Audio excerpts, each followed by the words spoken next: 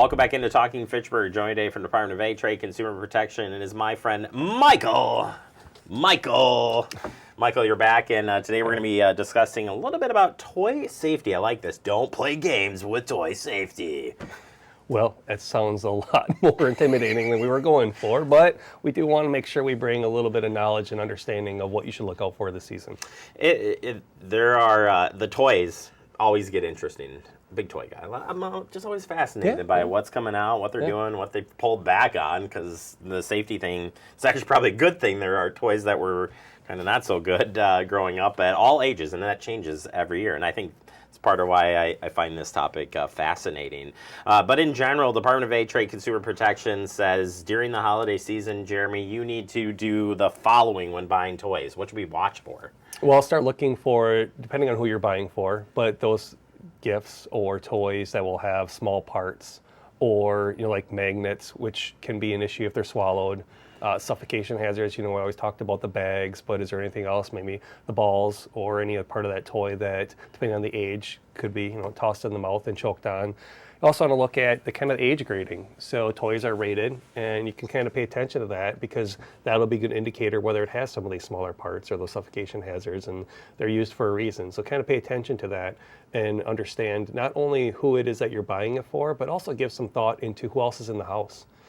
So if you're buying some of these gifts maybe for a 12-year-old, but then you also have a 2-year-old and a 3-year-old around, could be rated for that higher and have some of those smaller parts, but who might have access to it?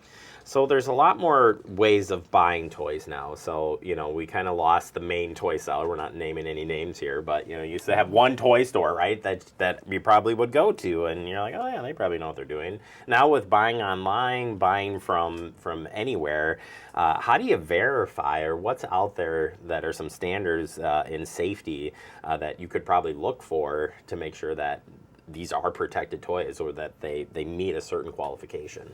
Well, there are some organizations, the biggest one being the Consumer Product Safety Commission, who lists a lot of these hazards, some risks you could look for. They have some excellent resources and literature to help you identify. But then also, there are some, throughout the year, there's these recalls that are issued when this commission identifies a particular toy that has a hazard, or sometimes they pull them right off the shelf. So what you want to think about is when you're buying that product, where are you buying it from?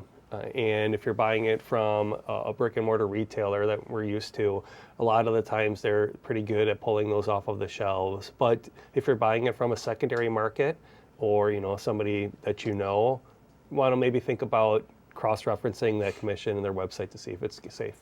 Yeah, there are product safety pieces even on some of the toys themselves too, to know that they're appropriate to use, or they've been checked, or they meet certain standards to be safe.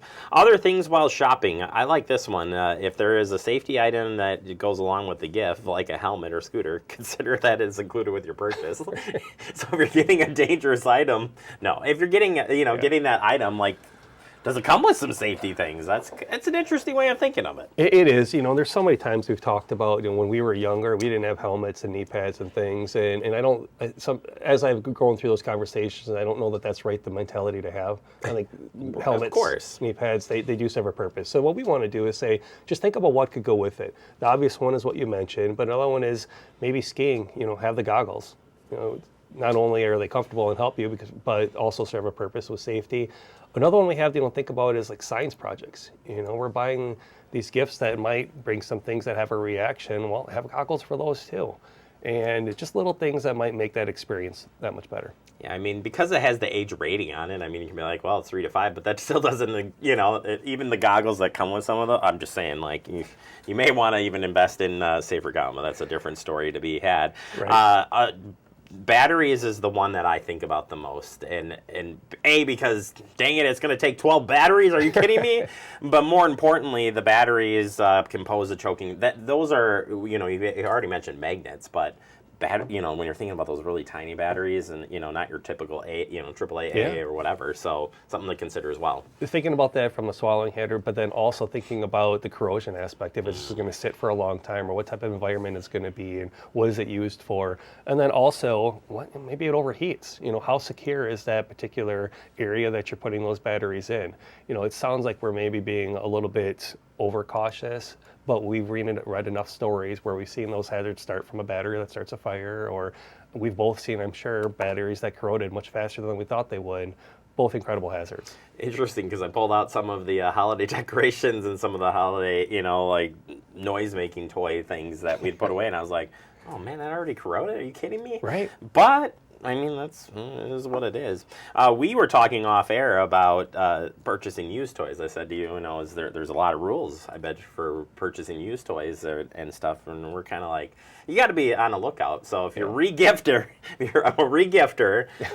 but even if you were thinking about donating a toy to a nonprofit, if they're willing to take it, you got to be considerate, on the buying end of that too. If you're buying a used toy, to make sure it's safe. Right. I mean, there's so many different areas to buy, and there's such a huge secondary market for reselling these issues, both, at stores and organizations that are nonprofits and support causes, or just you and I hopping online and reselling these things.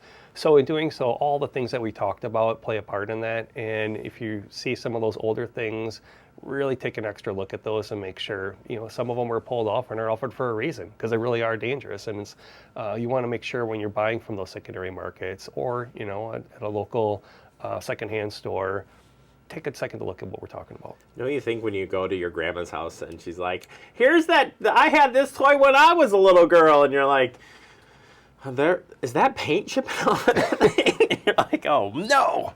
But right. All good information there. If people want to learn more about this, you had talked about the Consumer Protection and Safety Commission, cpsc.gov, but Department of Trade Consumer Protection. There's a lot of acronyms here.